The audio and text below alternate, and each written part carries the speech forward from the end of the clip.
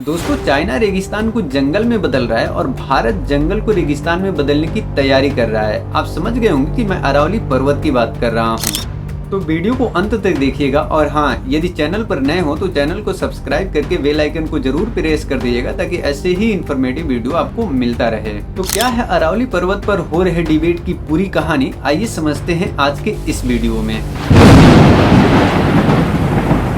दोस्तों, अरावली जो लगभग 200 करोड़ वर्ष पुरानी है और 4 राज्यों से होकर गुजरती है, यानी गुजरात से शुरू होकर गुजरात, राजस्थान, हरियाणा और दिल्ली की रायसीना हिल्स में आकर समाप्त होती है, अब वो नहीं रहेगी। यानी हिमालय पर्वत से भी पुरानी अरावली सुप्रीम कोर्ट और सरकार के अनुसार अब नहीं रहेगी। अरावली के नहीं रहने का मतलब सुप्रीम कोर्ट के अनुसार जो अरावली पर्वत 100 मीटर से कम है उसे पर्वत कंसीडर नहीं किया जाएगा और खनन माफियों को बेच दिया जाएगा, जिससे गिट्टी और बजड़ी बनेगी जो ऊंची ऊंची बिल्डिंगों को बनाने में काम आएगी। दोस्तों, अगर ऐसा हुआ तो अरावली का 90% हिस्सा समाप्त हो जाएगा, क्योंकि अरावली का 90% हिस्सा लगभग 100 मीटर से कम है।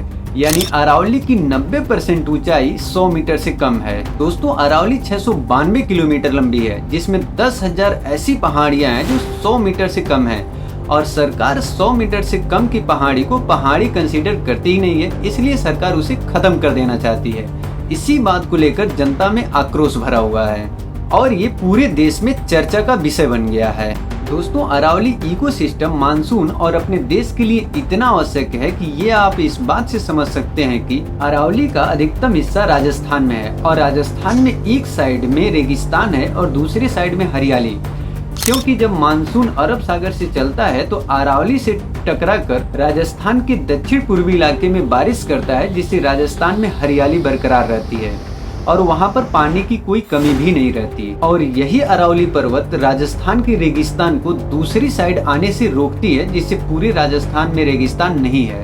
और इसी अरावली की वजह से दिल्ली में हरियाली है, जिसे दिल्ली को ग्रीन दिल्ली भी कहा जाता है।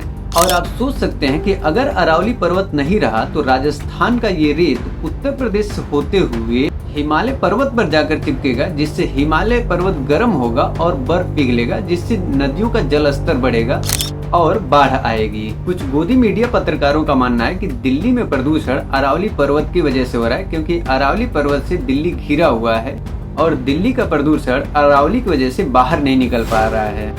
अब मूर्खों को कौन समझाए कि अरावली पर्वत करोड़ों साल पुराना है और वैसे भी प्रकृति कभी भी किसी का नुकसान नहीं पहुंचाता है। यही सब वजह है कि अरावली पर्वत पूरे देश में चर्चा का विषय बना हुआ है और सरकार भी क्लैरिफाई नहीं की थी कि अरावली पर्वत की ऊंचाई कहां से नापी जाएगी, क्योंकि यदि अरावली पर्वत को समुद्र तल से नापा जाएगा तो कोई भी एक रोड़ा भी अरावली पर्वत का नहीं उखाड़ सकता और अरावली पर्वत पर इतना बवाल भी नहीं बचता। तो आपकी क्या राय है, आप कमेंट में जरूर बताएं। मिलते हैं फिर आपसे अगली वीडियो में और तब तक चैनल को आप सब्सक्राइब कर दीजिए।